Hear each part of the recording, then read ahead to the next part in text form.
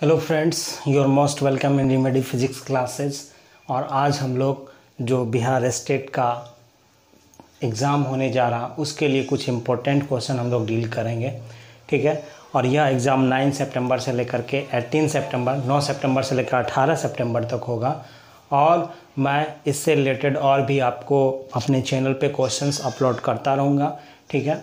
तो मैं class start करने से पहले फिर से मैं आप लोगों से रिक्वेस्ट करना चाहूँगा, my dear students, my friends, please subscribe, share and like my channel, ठीक है। तो चलिए हम लोग स्टार्ट करते हैं ऑब्जेक्टिव क्वेश्चन। और ये बहुत ही इम्पोर्टेंट है बिहार स्टेट के उन बच्चों के लिए जो पेपर 1 साइंस देना चाह रहे देंगे और जो पेपर 2 में फिजिक्स दे रहे हैं, ठीक है। तो चलिए हम लोग बात करते हैं। तो कह रहा निम्नलिखित में कौन सी सदिश राशि है। तो सदिश और अदिश राशि का जो भी क्वेश्चंस आपको बनाने के लिए मिलेगा तो आप कोशिश कीजिए कि उसको डायरेक्टली याद कर लेने के लिए जब आपके पास में कम टाइम हो। अगर आपके पास अच्छा है तो वहाँ पे आप कॉन्सेप्चुअली बनाए, कोई दिक्कत नहीं है। लेकिन जब कम टाइम रहे तो आप उसको याद कीजिए। तो मैं यहाँ पे आप डायरेक्टली बता रहा हूँ, आप सीधा यहाँ याद कर कीजिए, ठीक है। तो ऊर्जा हमारा होता नहीं, आप इसको याद रखेंगे कैसे। तो ऊर्जा जिसको हम लोग एनर्जी बोलते हैं और कार्य वर्क, ये दोनों हमारा सेम फिजिकल क्वांटिटी होता है, दोनों सेम चीज़ को रिप्रेजेंट करता है, जो कि वर्क जो होता है एनर्जी के बराबर होता है, ठीक है। तो इसलिए ये दोनों हमेशा जो होगा ये आपको अदिश राशि होगा, जिसको इंग्लिश में हम लोग बोलते हैं स्केलर फिजिकल क्वांटिटी बोलते हैं। अब बच गया हमारा विभव और उसके बाद संवेग। अगर विभव की बात करते हैं तो विभव जो होता है हमारा, इसको इंग्लिश में पोटेंशियल डिफरेंस बोलते हैं। ये होता है दो चीज़ों का रेशियो होता है। मतलब विभव जो होता है आपको यहाँ पर अगर मैं बात करूँगा तो V बराबर W/Q होता है। तो W वर्क डन और Q चार्ज, दोनों हमारा आवेश, दोनों हमारा क्या स्केलर क्वांटिटी है। इसलिए दो स्केलर क्वांटिटी का डिवीजन जो होता है ऑलवेज हमारा स्केलर होता है, मतलब अदिश राशि होगा। इसलिए ये भी आपका कौन सा होगा, हमको सदिश बोल रहा था निकालने के लिए, तो ये वाला हमारा कट गया, ये सदिश नहीं है, ये भी हमारा सदिश नहीं है, कार्य भी हमारा क्या सदिश नहीं है। तो संवेग जो है हमारा क्या सदिश है। आप इसे याद रखेंगे कि संवेग हमारा क्या होता है, सदिश राशि होता है। चलिए हम लोग आगे चलते हैं। करा निम्नलिखित में कौन सी राशि सदिश है। फिर यहाँ पे हमें ढूंढना है कि सदिश राशि कौन सा है। ताप आपका सदिश राशि नहीं होता है, ठीक है। विद्युत भी आपका सदिश राशि नहीं है, ठीक है। तो आवेग हमारा क्या होगा, सदिश राशि होगा।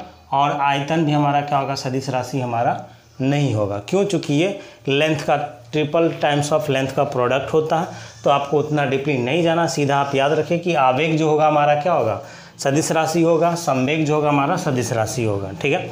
निम्नलिखित में अदिश कौन है। अब इसमें से हमको ढूंढना अदिश कौन है।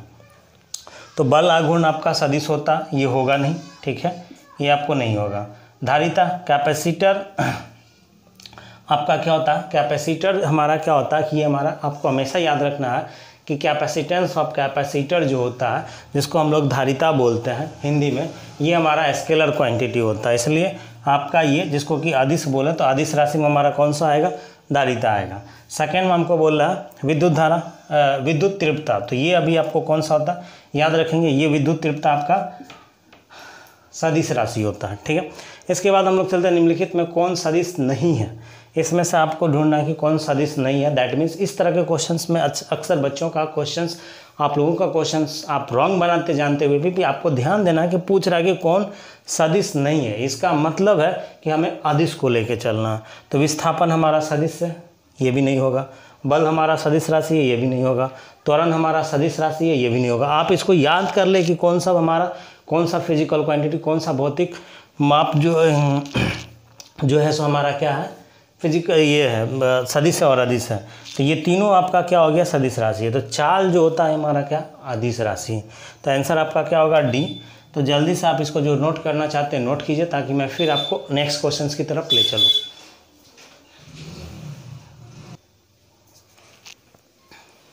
तो 4 नंबर तक हम लोग समझ चुके हैं, देख चुके हैं, सारा कुछ आपका कॉन्सेप्ट क्लियर है। तो चलिए हम लोग आगे देखते हैं। करा एक सदिश राशि का दूसरे सदिश राशि से गुणन। मतलब ये कि जैसे अगर हम लोग करते हैं कि वेक्टर ए है अक्रॉस वेक्टर बी है, ठीक है। तो दो सदिश राशि का गुणन जो होगा वो क्या होगा, ठीक है। तो इसका प्रोडक्ट जो होगा ये कभी क्या होता है, सदिश भी हो जाता, कभी अदिश भी हो जाता, ठीक है। तो आपको ये देखना है कि दो सदिश राशि का दूसरे सदिश राशि के साथ, मतलब दो वेक्टर, अगर हम दो वेक्टर क्वांटिटी मतलब दो सदिश राशि को अगर हम गुना करते हैं तो उसका प्रोडक्ट सदिश भी हो सकता है, अदिश भी हो सकता है। तो आपको सदा सदिश राशि देता ये होगा नहीं, सदा अदिश राशि देता ये भी नहीं होगा, संभव नहीं है, ये भी नहीं होगा। कभी सदिश और कभी अदिश राशि देता, आपको ये याद रखना है, ठीक है। कह रहा थीटा कोण पर झुके हुए दो सदिशों ए तथा बी का अदिश बिंदु गुणनफल या डॉट प्रोडक्ट है। मतलब ये कि जब दो प्रोडक्ट अगर हम लोग निकालते हैं, ए जैसे कि अगर पहला वाला क्वेश्चन तो आपका क्लियर हो चुका, जल्दी से आप इसका पहला का आंसर क्या होगा, डी हो जाएगा, ठीक है। नेक्स्ट क्वेश्चन की ओर अगर हम चलते हैं तो इसमें कह रहा हमको कि थीटा कोण पर झुके हुए दो सदिशों ए और बी का अदिश बिंदु गुणनफल यानी कि डॉट प्रोडक्ट क्या होगा। तो एक वेक्टर ए है, दूसरा वेक्टर बी है, मतलब दो सदिश राशि का डॉट प्रोडक्ट, जिसको कि हम लोग बोलते हैं कौन सा, अदिश गुणनफल। कौन सा गुणनफल, अदिश गुणनफल। तो अदिश गुणनफल मतलब उसको हम लोग डॉट से इंडिकेट करते हैं, ठीक है। इसका तो ये फॉर्मूला आपको याद रख लेना है कि दो अदिश का प्रोडक्ट कितना होगा, ठीक है। तो इसका प्रोडक्ट कितना होगा, तो इसका प्रोडक्ट हो जाता आपको ए बी कॉस थीटा। बात समझ में आई। अगर ये वेक्टर रहता तो वेक्टर को हम लोग किससे इंडिकेट करते हैं, क्रॉस से। तो ए क्रॉस बी बराबर होता है ए बी साइन थीटा, ठीक है। तो ये वेक्टर प्रोडक्ट के लिए, ये स्केलर प्रोडक्ट के लिए। तो क्वेश्चन में आपको ये याद रखना है कि ए क्रॉस बी बराबर ए बी साइन थीटा कहाँ लगाएंगे, तो सदिश राशि के लिए। ये कहाँ लगाएंगे, अदिश राशि के लिए। तो अदिश राशि का जो प्रोडक्ट होगा वो ए बी कॉस थीटा होगा। तो आप यहाँ से देखेंगे तो ए बी कॉस थीटा आपको कौन सा दिया हुआ, ये वाला बी वाला, क्योंकि हमको अदिश का प्रोडक्ट बोला था निकालने के लिए, इसलिए आपका ए बी कॉस थीटा क्या हो जाएगा, आंसर हो जाएगा, ठीक है। चलिए नेक्स्ट क्वेश्चन की ओर चलते हैं। नेक्स्ट क्वेश्चन में अगर आप देखेंगे, कह रहा दो पी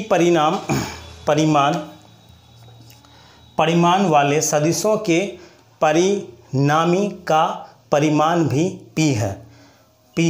तो पी है तो यहाँ पे लगा लें, पी है तो उनके बीच का कोण कितना। मतलब ये हुआ कि जैसे मान के चलिए कि ये हमारा वेक्टर सम का क्वेश्चन है, ठीक है, कि अगर दो वेक्टर अगर p प्लस पी है, ठीक है, अगर हम इसको ऐड करते हैं जिस तरह से वेक्टर समेशन में, तो इसका परिणाम भी बोलता p है।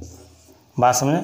तो दो p परिमाण वाले सदिशों के परिणामी का परिमाण भी p है। मतलब अगर हम ऐड करते हैं दो वेक्टर्स को, मतलब दो सदिश राशि का, तो उसका परिमाण भी कितना होता है, p होता है।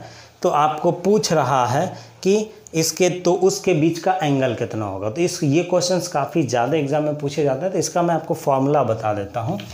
तो वेक्टर के परिमाण के लिए, यानी कि सदिश के परिमाण के लिए एक फॉर्मूला हमारा वेक्टर एडिशन से क्या आता है, तो r बराबर हम लोग जानते हैं under root a square plus b square plus 2ab cos theta. बात समझ में आए। तो यहाँ पे आपको क्वेश्चन में दिया हुआ r का वैल्यू भी कितना दिया, p दिया हुआ, और a का वैल्यू भी आपको क्या दे दिया, p दिया, और b का वैल्यू भी क्या दिया, p दिया। तब यहाँ से हम चलते हैं तो p बराबर अंडर रूट क्या होगा, p square plus 2p square, चूँकि p गुना कीजिएगा तो कितना होगा, p स्क्वायर कॉस थीटा। इसका स्क्वायर अगर इधर हटा देंगे, रूट हटा देंगे तो इधर स्क्वायर में आ जाएगा। तो पी स्क्वायर बराबर कितना होगा, P square plus 2p square cos theta. इतना हम लोग लिख सकते हैं।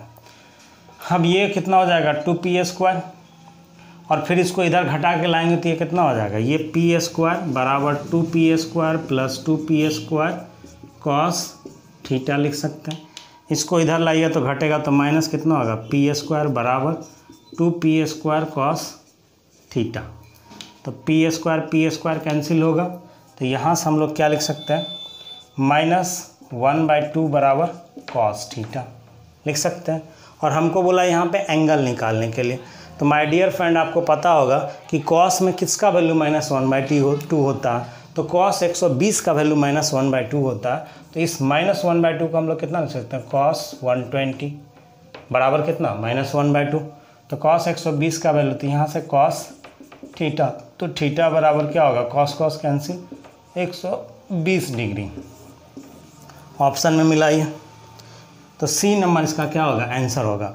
तो जब भी आपको इस तरह का क्वेश्चन देगा कि दो पी परिमाण वाले सदिशों का परिणामी का परिमाण भी पी है, मतलब उसका रिजल्टेंट भी क्या पी है, तो उसके बीच का एंगल कितना होगा, तो उसके बीच का एंगल कितना होगा, 120 डिग्री होगा। हमेशा आपको याद रखना है, मैंने आपको निकाल के बताया लेकिन आपको अपने एग्ज़ाम के लिए याद रखना है, ठीक है। चलिए हम लोग नेक्स्ट क्वेश्चन की ओर चलते हैं।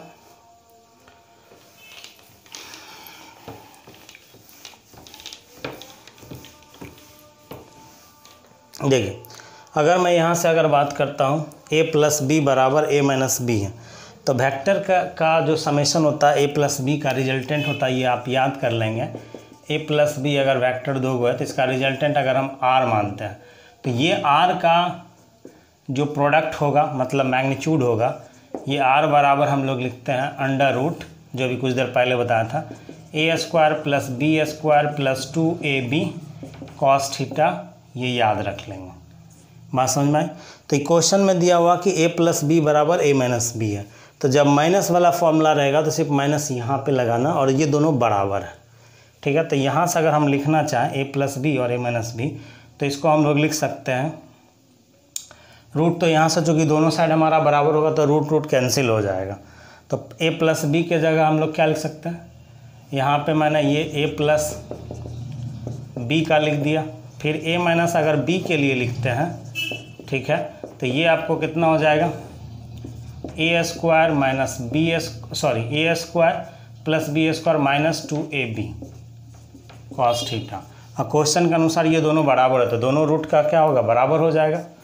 तो ये कितना हो जाएगा, a² + b² + 2ab cos theta बराबर अंडर रूट a² + b² -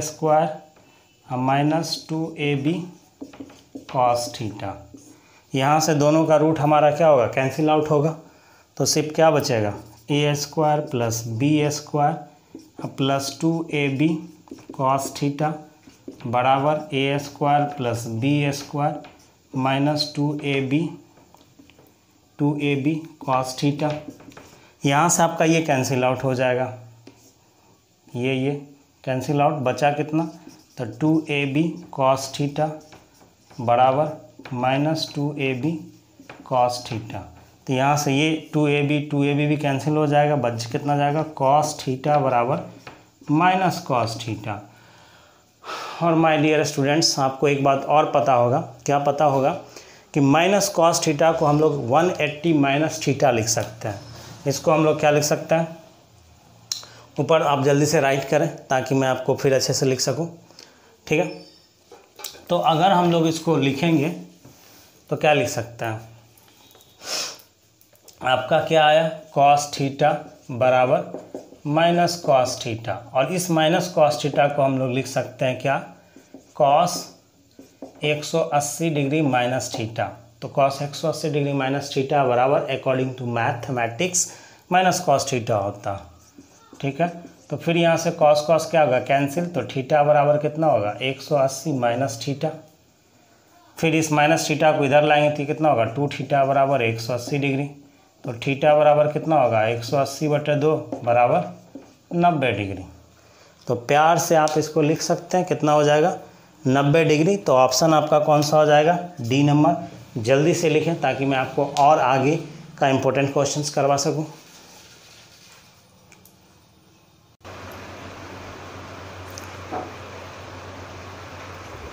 तो इससे पहले का सारा क्वेश्चंस आपको समझ में आ चुका होगा। चलिए हम लोग चलते हैं नेक्स्ट क्वेश्चंस की ओर। नेक्स्ट क्वेश्चंस आपका, यदि a.b बराबर 0 हो तो a और b के बीच का कोण बराबर होगा। तो माय डियर स्टूडेंट्स, मैंने आपको एक बात बताया है।